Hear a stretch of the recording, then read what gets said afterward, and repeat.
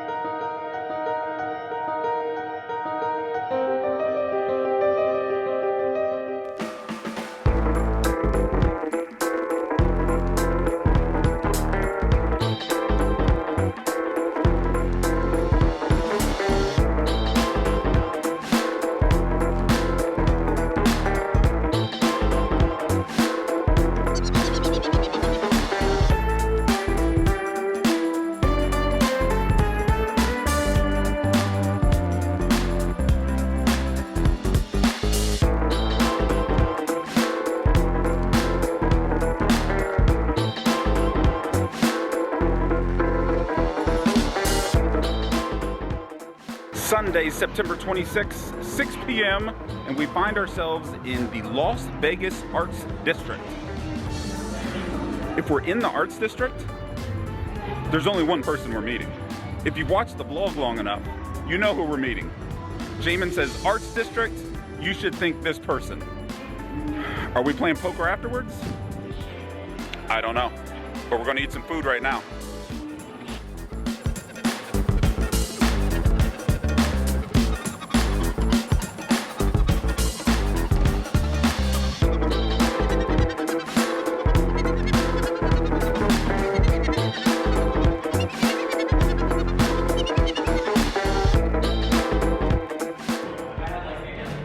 Half rack of pork ribs ingested, and I was just gonna head home. I wasn't gonna play at all. He's talked me into going to the Aria. These are lies. How can you lie to your audience?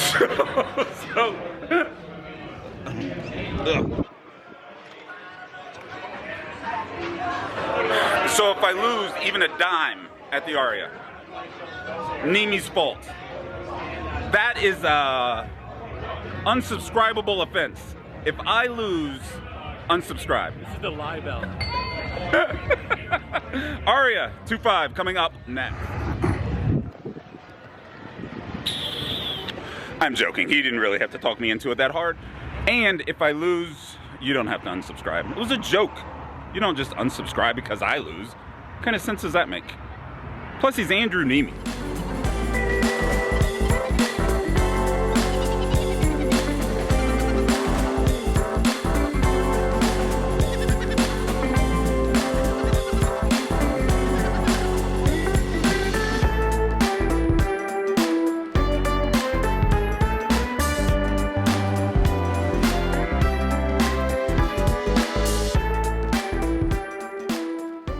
I was stuffed when I arrived at the Aria and elated when I got a seat rather quickly. So I just took it and settled in. I'm not usually a player that scouts the room and jumps from table to table looking for the best or even a good game. I typically just sit at my original assigned table unless it's unbearable. That being said, I should have asked for a table change. Still early in the session here, and the table is currently short, 6-handed. The under-the-gun player, who I've yet to see play a hand in 3 or 4 orbits, opens to $15. Action folds to me, and I look down at Ace Deuce offsuit on the button and call. No need to get out of line versus this guy. The big blind calls, and the 3 of us see a flop of Ace, Jack, 5, 2 clubs. The big blind checks, and the original raiser bets $15 again, which could mean anything.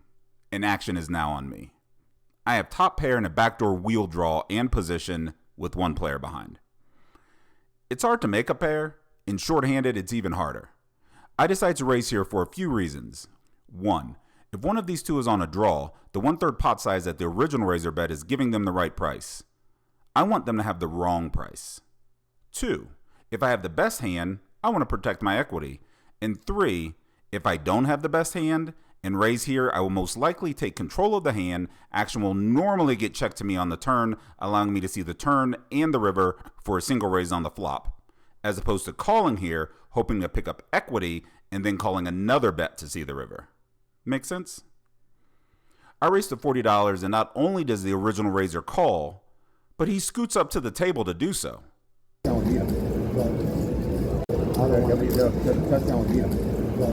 Does that mean anything?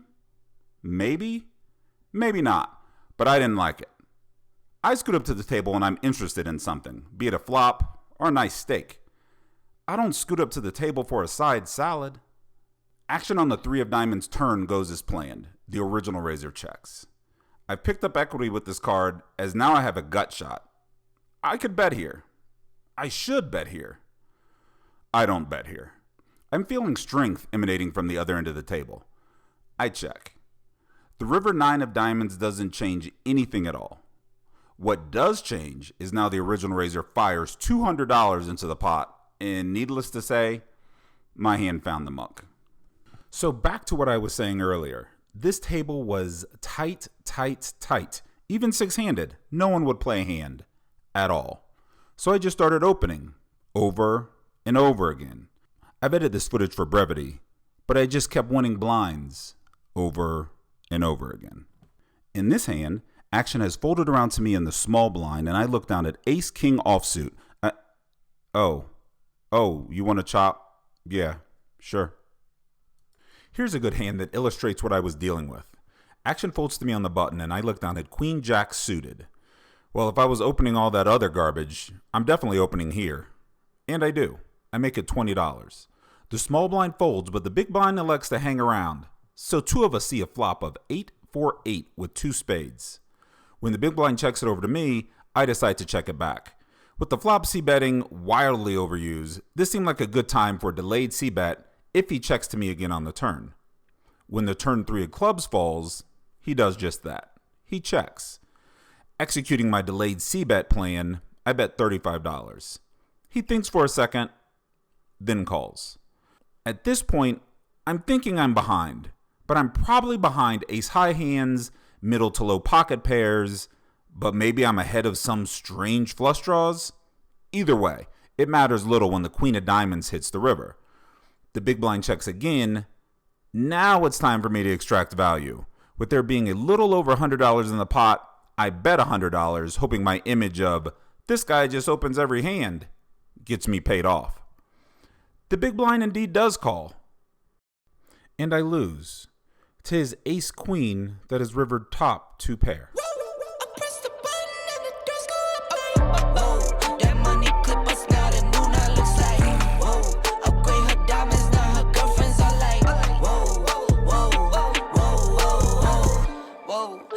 Recorded drop, you can't ignore it.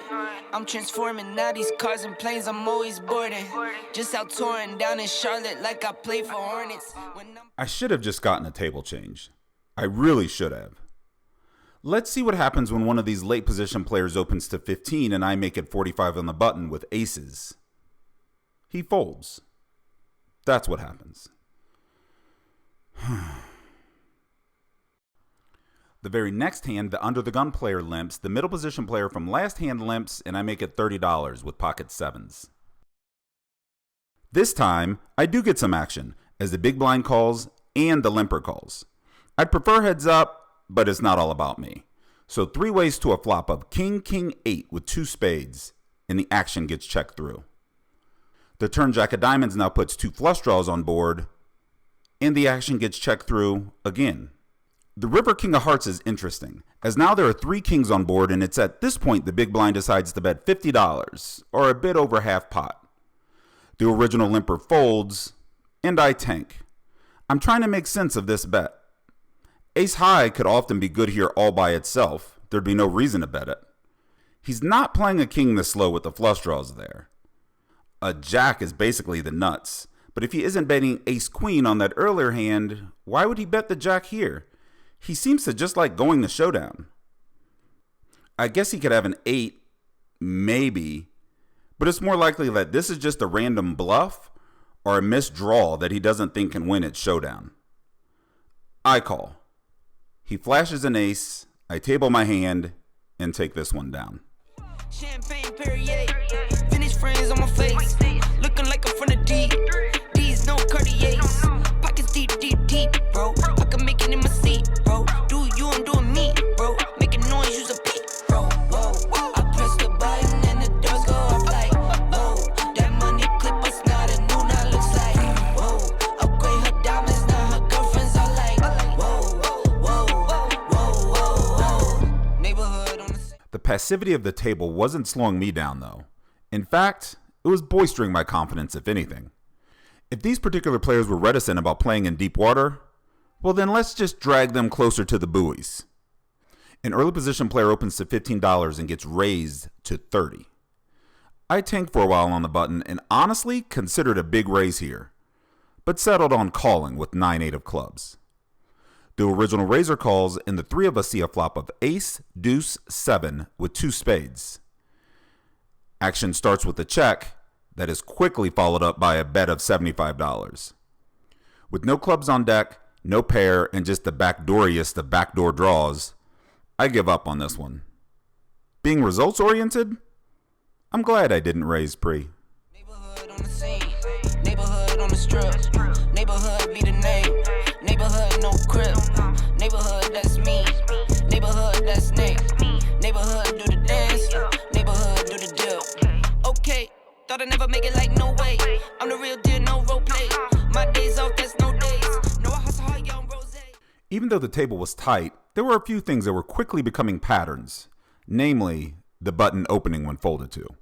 Here action folds to the button and he opens for his standard $20. Little did he know, however, that I had a monster in 8-5 of clubs. Well, not quite a monster, but it was suited. Good enough. I make the call from the big blind. I flop the stone cold nuts when the flop falls ace of clubs, jack of diamonds, 6 of clubs. Well, not the stone cold nuts, but close enough. I set the trap and check and the button falls right into it with his $15 continuation bet. Surprise! I check raise to $65, he folds, and I about break my arm patting myself on the back. The table wanted to be tight. I wanted it to be loose, so I started straddling under the gun. So now we were playing 2-5-10. What I thought was deep water incoming was actually me just getting a walk. Okay, this the news, tell them read it. Been the one since the fetus. Don't sleep on me, Tempur-Pedic. That's a no, no, no. Spending dope for no reason. Got a ball head, Mr. Cleaner. Heard the big bags overseas, then we gon' go, go, go. Whoa, I press the button and the doors go off like, whoa. Here, I put the straddle on again, and as action is being folded around, the dealer shows the table that a 4 of diamonds has been exposed. That's good information to know, especially as I look down at ace 4 of hearts. The button calls the 10, as does the big blind. Exposed 4 or not, we're not going to let this modified limping transpire. I make it $35 to go. $35 or not, the button isn't going to let me get away with what I've been getting away with. He calls. The flop comes, and I wish I was making this up. Queen 4-4. Okay, this has to be a recipe for a massive pot, right? I check, and almost instantly the button checks behind. The turn brings the king of diamonds, and surely that has to hit the button, right? I bet $40 and he snap folds. I expose the 4 just to let the table know I always got it. The very next hand, literally, now the under the gun player has gotten into the straddling game. Good for you. As typical, action folds all the way around to me in the big blind, and I look down at another monster. King 6 of diamonds and make it $30. I win the small blind and the straddle. I've gotten a lot of DMs and I've seen a lot of comments from people that are taking umbrage with my claim that 3-5 suited is an unbeatable hand. I assure you that it is, but even more to the point, any of the smaller suited 5s are damn near unstoppable. You won't find this in any of the poker books because they want to keep you in the dark. But trust me, I'm a professional vlogger. They're unstoppable. I play this next hand to illustrate my point. Here we find an early position open at $15, and I look down at deuce 5 of clubs. Granted, not as strong as 3-5 of diamonds, but it's close. The key to playing this hand, much like a fine wine, you have to give it room to breathe. I create that breathing room with a 3x raise to $45. The early position player now is most likely confused and befuddled. He's already reeling from this blow. The raise, this is the warning shot. It would behoove him to just fold now, but some people are stubborn, so he calls. The flop comes Jack 4 deuce with 2 spades, and he checks to me because what else can he do? The villain is then easily dispatched with a $70 bet. See? Easy. Small suited 5s, man. Easy. For all the yang I'm talking about how tight this game is, you'd think I'd be up. But I'm not. I'm stuck about $300 right now. My apologies, but I missed recording the very first part of this hand, but you haven't missed much. I opened under the gun +1 to $30 over a $10 under the gun straddle, and the straddler is in the process of calling. Like I said, you didn't miss much. Heads up, and we see a flop of Jack 5-3 with 2 clubs. Staying in flow, the straddler checks it over to me, and I bet on the larger side, $50. There's a few seconds of tanking, and then the straddler check raises me to $150. How rude. I'll play this part in real time so you can see how long it took me to do what I do next.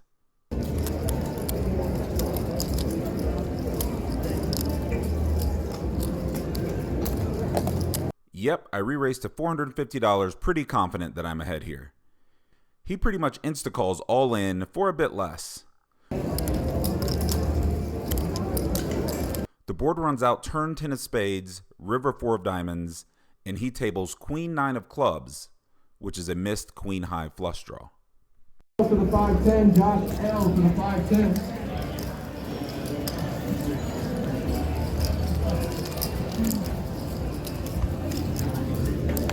Thank you, guys. We're starting the mid-session update right now, and we ain't even outside yet. How about that? Mid-session update for this post-barbecue dinner with Andrew turned into poker session is as follows. I am currently playing probably in the tightest 2-5 game I've ever played in my entire life. It's either the tightest 2-5 game I've ever played in, or everyone is card dead all at the exact same time. No real notable hands except 2 I played with pocket 6s. 1 I turned a set and lost the pot, which you probably didn't see. I'm editing this mid-session update right now, and this is ridiculous. Lost the pot. Lost the pot. I lost like $800 with that set of 6s. I don't know what the hell I'm talking about. A pot. And the other just had a pair on a jack high flop, let out, got raised, didn't believe him, I shoved. He snap called and missed his flush, and I won.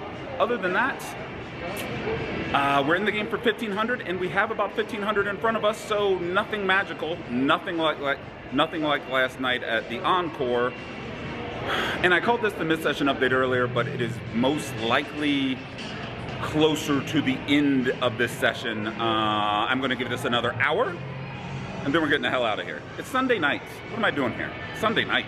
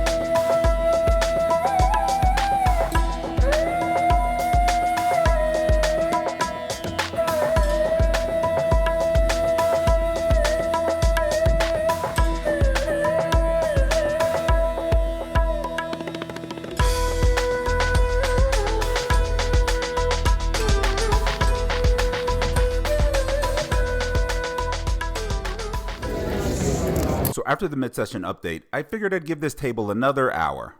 After this next hand, though, I shortened that duration greatly. I'll let this hand play out in real time. Keep in mind as you're watching this that my 3-bet sizing from the small blind with the action in front of me is extremely small. On purpose.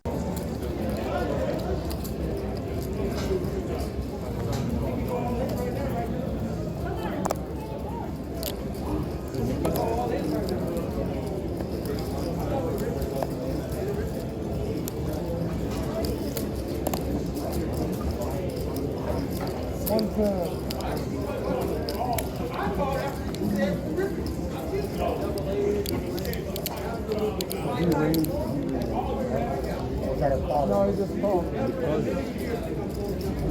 Yeah, I'm skipping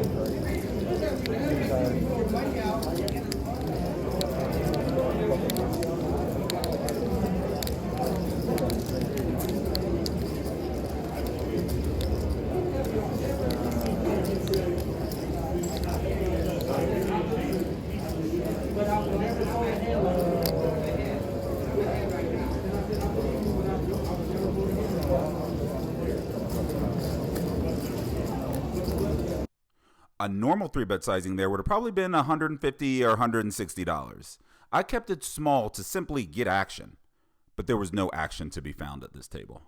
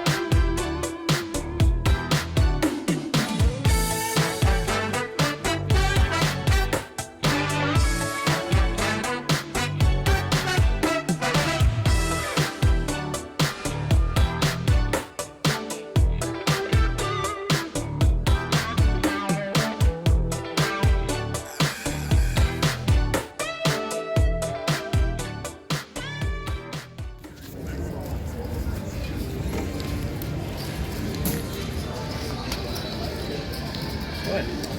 Trying to say goodbye. Perfect. Biggest straddle you've ever seen? Maybe not. All right, call me later.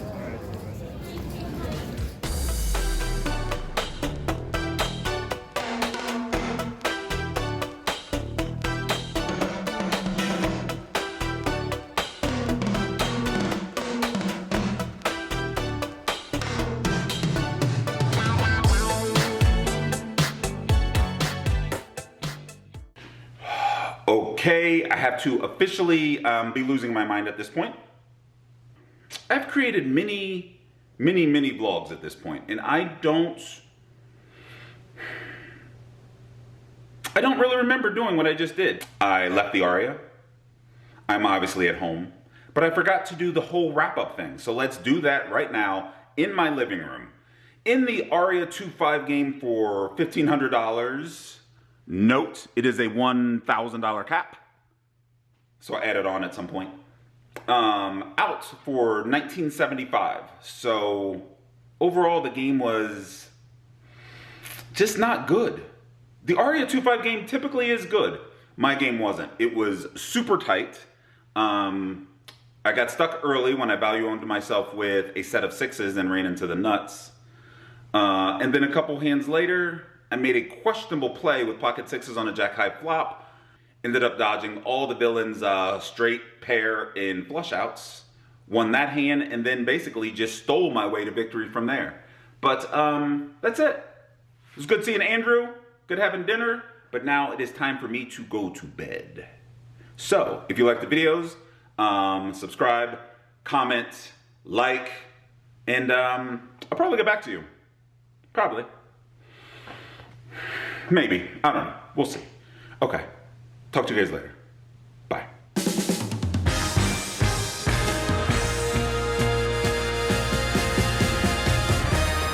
The Rio, all suites casino and something else today.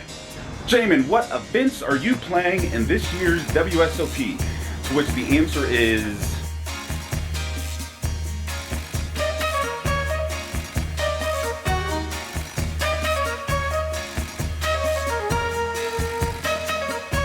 in that hour and 45 minutes, I did nothing.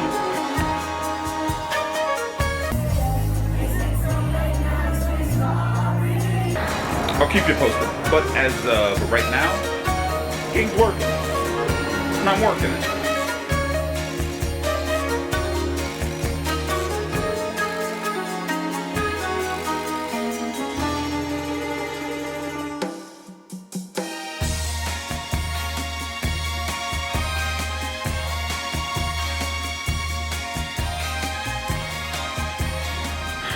Current status is I'm up.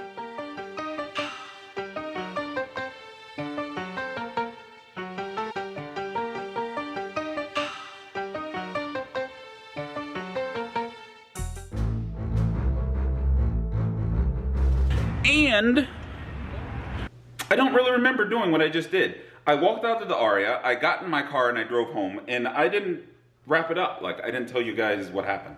So let's do this quickly because it's 1 in the morning and obviously I am home and it is time to go to sleep. 1,500 out for $1,975. So up $475. Boom, did that math right now. Quick, in my head. No paper, no nothing. The game was kind of garbage, to be honest. I value owned myself at one point with a set of SIXES, which you didn't see when I ran into the nuts. Dodged all the, ended up dodging all the, and whatever else. Subscribe, comment, like, whatever. I'll get back to you, probably. Man, I'm tired. It's time to go to sleep. All right, until next time, bye. We're going to give you a quick break from the barrage of Britney Spears to give you a end of session update, Instagram style. This is either the tightest 2 game I've ever played in, or everyone is card dead at the exact same time. I am in the game for 1,500, and right now I have about 1,500 in front of me, but we are going to begin wrapping up this festivities because it's Sunday night. Why am I here? This makes no sense. There's your update. And it's probably going to look very similar to the update that you see on this vlog when it hits YouTube. Damn similar.